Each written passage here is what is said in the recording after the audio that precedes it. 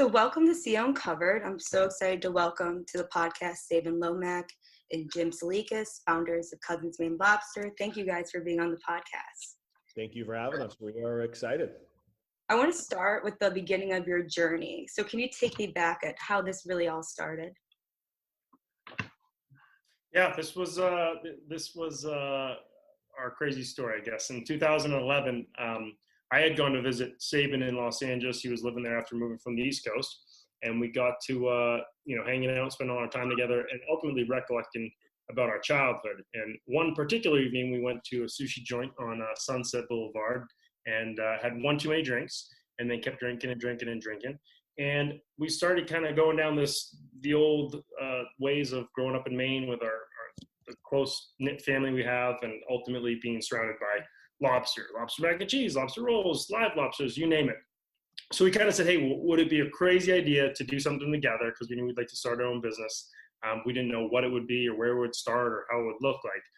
But we thought, hey, if we could bring the lobster we grew up with as kids out to Los Angeles and serve it to those in Southern California, maybe make accessible what wasn't accessible there, or bring a high quality, and ultimately recreate our childhoods. And that ended up being starting with one food truck in 2012. We spent a year and a half working on this. We launched in April 2012.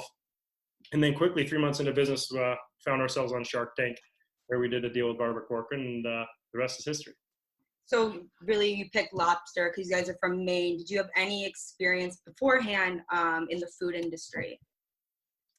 I mean, I've worked in, I would say probably 50 different restaurants personally growing up. Anywhere from a busboy to a person making coleslaw to Morton's in Fifth Avenue put me through college as a waiter, Fleming's. So, I mean, I think when you grow up in areas like ours, it's a hospitality area, we're built on tourism. So personally grew up like that. And I think that had a lot of impact on how we treated people and the type of food that we provided. It wasn't supposed to be fancy, but it was supposed to be that down east hospitality, really caring, nice, friendly, and it should be the best. So I think that's my experience. Jim had similar. Yeah, I didn't work as many restaurants to say, but yeah, it's 100% why it's lobster is because obviously we're from here, and that was a common bonding experience when when our families were getting together in Maine. You get all the cousins and the family members over, like most families do, but always intrinsic in that was some version of lobster. How did you guys get people to know about the food truck when it was just your first one? What strategies did you use to bring business in? Great question. I think, back then we were using anything we could do. Word of mouth, Twitter, Facebook, Instagram. I don't even think was around at that time, or it was pretty new, if not.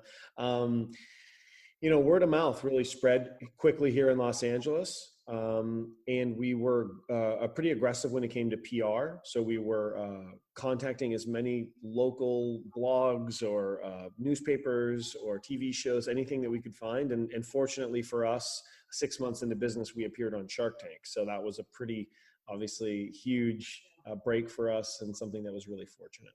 So how did Cousins scale after your first food truck, and what did that look like? So we started with that one truck in 2012, and we quickly wanted to get more trucks on the road. Once we had understanding of the training, the team, the staff, the product, the knowledge of moving one truck throughout Los Angeles, but we wanted to obviously scale. So we got to 4 trucks corporately pretty quickly within like a year and a half or two. And then it was really Barbara's idea when we were talking about the idea of franchising the business, which was scaling it beyond where we did corporately. We both didn't really know what franchising meant. We certainly didn't know anything about it. McDonald's is a franchise, but you don't know really what that means and what goes on behind the curtain. So we spent probably another year working on that, setting up the franchise model, and we started franchising trucks in 2015. And that has been the core of our growth to this point. But we have also been franchising little restaurants that we have as well. So there's 40 food trucks throughout the country and 10 restaurants, and franchise is the big way that it's scaled over time. But how did you guys learn about all these ins and outs throughout the business, coming from a different background in starting your own company? Was there a mentor? I know Barbara came in later, but when you first started, how did you know the way to go about it? We didn't. So, Barbara was very impactful. We were lucky enough to have a lot of mentorship from a friend of ours named Kat Cole, a really amazing woman who's helped us. But truthfully, Jim's dad helped us, friends. We just kind of figured it out. I think that's kind of like the biggest misconception for entrepreneurs is that they have to have all the answers ahead of time. And you're never going to have all the answers. We're almost 10 years in, and we certainly could tell you we don't have a good chunk of them still to this day. So, we just kind of went for it, and we figured it out. If you're not, they're running a business with or without the answers, you're going to get kicks and knocks, and you're going to get beat down. So if you're resilient, you're willing to overcome them, then you'll make it. And you're ethical, of course. And for us, we didn't know. So we made tons of mistakes, but we just, kept fighting back. Did you have any previous relationships in Maine who helped provide lobster or give you insight on which lobster is fresh? Yeah, I'm forgetting a really prime person, Jim's sister, who now works with us. At the time, she didn't, but she's been a huge prolific person in the Maine lobster industry. So when it came to education, questions, things like that, she was who we went to for mentorship when it came to that. When it came to money, we went to Jim's dad. He was an accountant and he helped manage our books. Scaling, franchising, it was Barbara. So a big important person was Annie, Jimmy's sister. And she was incredibly well known in the lobster industry, and she really helped us. As far as that, we didn't grow up necessarily too directly tied to the industry, but when you're from Maine, you have a pretty good knowledge on lobster. For those who are apprehensive on getting into business with either family members or close relatives, what would you say? And has there been any challenges with working with your family? Yeah, I'd say Sabin and I actually, we have a good fit, right? Our personalities are very similar, where he's got a skill set. I have a different skill set. So it's a nice little mesh in that way, but you don't know that before you go into business. So we actually, with that in mind, in 2011, we took a personality assessment side by side, which measures these different dimensions and criteria of who you are, to kind of give you some insight of where you might butt heads, where Sabin may choose this route and I choose this route, so that kind of if there is some sort of conflict that can come, you kind of take a step back and we kind of know this about each other. Like, you're going to approach it this way, I'm going to do it this way. That's all okay, but it kind of gets it out in the open and just sheds more light and transparency on how you're going to work as partners. But that aside, I will tell you this. I think a lot of people say avoid family relationships or family businesses. We both think the exact opposite. And that is obviously you need to have a nice dynamic relationship, but at the end of the day, when you're trying to, scratch and claw your way through the trenches or trying to make it to the top, or you're working through the toughest, hardest times, because starting a business, there's nothing harder, I believe. When you have someone with you that is blood and is going to work through this over and over again, you have that loyalty of family. That's, to me, there's nothing that's going to be a priority over that. So if you can have that strength, you got someone to trust, you can kind of work through all those obstacles and challenges of the business. But then, of course, yeah, you gotta have fun and have some time as well with your own families and friends too. Do you think the experience brought you guys closer, starting a business together? Did it bring us closer? The question? Yes. Oh my God, I'm uncomfortably close. How did you delegate roles within the company, being both co-founders? Yeah, good question. It took us a while to figure that out. I think for the first probably year and a half, we did everything and overlapped, and finally figured out there just wasn't enough time in the day to do that. So, eventually, you kind of morph into doing what you're a little better at than others. We didn't know, because this was our first go at it. So after a while, we kind of figured, I have, it's like extreme short attention span, right? So when it comes to numbers and projections and things like that, I just, I can't do it. But I'm also really good at some other things that we learned that Jim maybe wasn't as good at. So just over time, it organically flushed its way out. If you know that ahead of time, awesome. We didn't go to school, for a lot of the things that we do. So it's not like you inherently know what you're good at. So it just organically flushed its way out. But it happened because we were just wasting too much time. And also what happened is, I remember times when Jim would come to me and he'd say, hey, what happened with this? What happened with this? And I would have worked on something for hours, and I was just exhausted, and I didn't really want to tell him, to be honest. I was just, I was too juiced. And eventually he just said, I got it. I trust that you did it right. And that's the thing with entrepreneurs. They want to control everything. They think, no one thinks I can do it as good as me, or he thinks, eventually you just say, you know what, I trust that Jim's going to make the right answer. And if it's really important, I'll explain it to him, or vice versa. But over time, you just kind of naturally find your groove and know that the other person is going to work just as hard as you. Was it hard to take away some of the responsibility when you went to franchise? Yeah. I mean, well, you had to do it because we were too busy. So there wasn't enough hours in the day. In fact, that's when you start hiring, and then, you give it away from an owner and you give it to someone else. That's even more difficult. But yeah, it's always challenging. It's your baby. So you don't want to give anything up. No one, like I said, no one's going to do it as good as I can. So I don't want anyone else to do it. But the truth is there are people that would do things a lot better than me. Whether it's Jim, or whether it's the woman who handles our social media, or whether it's our accountants, they're just a lot better at that stuff than I am. So I'm glad they're doing it for me. Big part of that too is I do remember in 2015 when we go to the openings, the grand openings, and we get back on the plane after 3 days of seeing that truck, and that truck is staying in Houston or in Vegas or wherever the truck may be.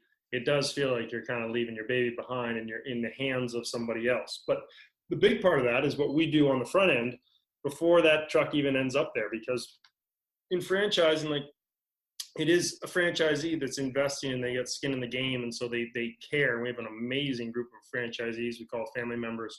But that vetting process to find them is just like finding anyone you want to join your team. The better franchisees you have, the better reputation and the more comfort and confidence you have, whether it be training or re-education or making sure they're upholding the reputation of Cousins Maine Lobster, no matter where they are throughout the country. So we've gotten better and better at that, to know that when Frank sets up in Boston or in Oklahoma City or whomever it is, that we've given them the tools and the training and continued, and they have that competency and kind of profile that's going to make them a great franchisee and owner of a Cousins Maine Lobster brand. So it's hard, but it is a thing that you inevitably have to do as an entrepreneur if you want to grow, whether it be corporately or in franchise space. I bet it's amazing to see all of the stores you have now and just all the work you guys have done, taking a step back. I want to kind of shift. Exciting. Yeah. I kind of want to shift gears for a minute and talk about your experience on Shark Tank and ask, how did you guys prepare for being on the show? And really, what was your experience like? We watched about 50 episodes. We made those little index note cards that I remember doing in high school, and we wrote down commonly asked questions that we noticed the Sharks would always ask. So Mark Cuban would ask questions like this, Damon would ask questions like that, Barbara would ask questions like that. And then we'd flip it on the other side and we would mock up the answers that we thought were appropriate to those questions. And then we just quizzed each other. And I had a 1-bedroom in West Hollywood, Jim sleeping on the air mattress. He'd stand up and he'd be the contestant and I'd be the shark. And we'd just do it over and over and over. We'd go on runs and we'd get our heart rate going and we'd be sweating and panting and we'd be practicing our pitch that way. We'd stand and look in the mirror with the lights and, we tried to distract each other. I remember one night I was putting a hairdryer around my neck, trying to strangle myself, trying to get his mind to look at me and not, but we did it over and over and over. So it was almost robotic. And when it came time to going on the show, we were very, very well prepared. There were many times when the Sharks would ask a question and they didn't even get halfway through their question when we knew exactly what they were going to ask. So our answers appeared to be flawless. Yeah. Again, not because we're the smartest guys in the world, but we prepare really well. Mm-hmm. So I think we were nervous, of course. Jim much more nervous than I was, but we handled ourselves well. And we went in wanting a partnership with Barbara. We got it. We were thankful. It worked out really, really well for us. But it's astounding to think how many people actually go on that show unprepared, mm-hmm. and they don't do that. And you're like, it's mind blowing. Not a lot of people have the opportunity to go on Shark Tank, but a lot of people have the opportunity to interview, to present themselves in a positive way or not. And if you're going to go on anywhere and not prepare, then you're doomed. So it went well for us. Did you want to go on Shark Tank for the exposure of the business, or were you really looking to partner with Barbara, get that mentorship? It's a great question. I think a lot of people, I mean, it's pretty obvious if you want to go on there for a commercial of your business, you just want to pump it out and maybe not do a deal. But we genuinely wanted to go on. We actually spent a lot of time debating back and forth. This wasn't like an instantaneous, yes, we got to go on. As a matter of fact, we went so much back and forth between Sabin and myself because the company was so new. We had two and a half, 3 months of business when we actually went on. There's not a lot of history. There's not a lot to sit there and say, this is what we're worth. And also, we didn't necessarily want to share our idea with 9 million people watching. But we eventually felt so confident in it, where we were headed. We ended up doing it. The story goes that we actually said no. Shark Tank reached out to us, as they do to some groups throughout the year, 40, 50 groups that might fit the show, or maybe they haven't had that category. And we said no because of those reasons. We're too young. We don't know what we're going to do. Then they asked us again, to which we said no twice to Shark Tank. And finally, an executive producer called us and said, if you guys don't do this, you're going to be making the biggest mistake of your life. So we did it. We prepared, like Sabin said. We shot it in the summer of 2012, and it aired in October 19th. So we had about 6 months of business at the time, and it is as real of a reality show, we like to say, because really, like, you go down the hall, you take your stance, you do your pitch, and then it's just question back and forth. But sharks don't know about you. You don't know about the sharks. You don't get to edit around anything, and it's worked out, very well. It's a huge platform. So while we didn't want to go on for a commercial, we did a deal, and it's allowed us the ability ultimately to share our story. Everyone's got a story. Everyone's got an amazing brand. It gave us the opportunity, a little bit of a platform to share that with the country. How has Barbara's mentorship helped your company and you guys learn more about business? My 2 cents with Barbara, she's taught us to be, I give a bunch of them, but the first thing is fearless. Barbara is completely fearless. She's wild. She's crazy. She is totally herself. It reminds you that you can be yourself. You don't have to pretend to be someone else. You don't have to pretend to be this buttoned up person that you might not be. She's fearless. She asks tons of questions. I always remember the first couple calls that I had with her, and she was asking me a million questions, and she'd say it. She would just say, well, what's that? What does that mean? What is this? What is that? And I was thinking to myself, I was like, this is Barbara Corcoran. How the hell does she not know what this is? You put someone on a pedestal, but the reality is confidence. Most than anything, she's taught us to be confident and to believe in ourselves. I think that's priceless. Jim, I don't know if you have anything to add. Oh yeah, you were so good at that. I wouldn't even need to say it. Thank you. Wow, really mind-blowing. Yeah. What drove you guys to write a book? Well, Sabin never knew how to read as a kid. Still doesn't. Hard to start knowing how to read. So he's like, boy, Jim, teach me the way. How do I read? I said, well, why don't we write a book and then you can read it. No, it's honestly a funny story how that is too. Like, we're the type of guys where we didn't chase anything. We didn't chase money. We didn't chase growing too quickly. We didn't chase writing a book. What we did was try to just build a business, like we said, with doing things the right way, ethically, providing the best lobster, having a fun, exciting brand that people can, follow around and grab at a food truck or a restaurant. And with that comes, we've had decent PR because we've tried to do things the right way. So it may go to this show or that show or this magazine, and it starts steamrolling a little bit. And then eventually groups would start kind of reaching out to us or our managers saying, hey, maybe there's some kind of little entrepreneur book that these guys could write, ghostwrite, or have a ghostwriter. And that's what we did. We said, hey, well, we have a story. We've shared it on certain news shows and magazines and the industry. And now we have an opportunity to maybe do it via a book for any young entrepreneur, any older entrepreneur, or someone that doesn't care at all about that, but wants to read about food truck space. So it was a lot of fun, and it ultimately kind of came as a request to us. And sometimes we just think if you go chasing something, it's maybe for the wrong reasons and doesn't pan out correctly. Do you guys have a piece of advice for a young entrepreneur who wants to start their own company? And what would you say? Well, whatever the thing that you're doing, you have to be the best at it. And you have to provide the best service. It has to be flawless, or at least that should be your goal. If it's food, it has to be the best food. Mm-hmm. You can't cut corners and make a burger if it really isn't mind-blowing. If it's a product that is supposed to make everyone's life easier and better, then it has to do just that. I think, and you can't cut corners and be cheap in doing so. Mm-hmm. So if you're going to start up for the wrong reasons, just to make money, or, if I can just do this and do this and do that, then I can make this, then I wouldn't waste your time. It's not going to work. But if you do really want to make the best burger or have the best this or best that, then and you believe that, then go all in and do it. Don't half-ass it. Really actually do it. And if you do that, then you're at least going to give yourself the best shot. If we would have put in mediocre lobster from the start, it would be we wouldn't be here today, but we would have gotten mixed results. Yeah. So you go on Shark Tank all you want, but when they come and try your food, if it isn't phenomenal, then that's that. Mm-hmm. So you have to come from a really good space, and everything you do has to be the best. If you strive for being the best, which we still are, we're hungrier than ever. We want to be better than we were last year. If that's how you are, then you'll be successful. But if you're only looking to make some money and cut corners, then I wouldn't do it. Say two things for me real quick. Sabin hit on one of them already about the preparation we did for Shark Tank. It wasn't just Shark Tank. You carry that through everything you've done. So we always say if you're prepared, you got nothing to worry about. Sounds simple, but it applies to everything. An interview, going to get a new job, starting a business, going on a TV show, whatever the hell it may be.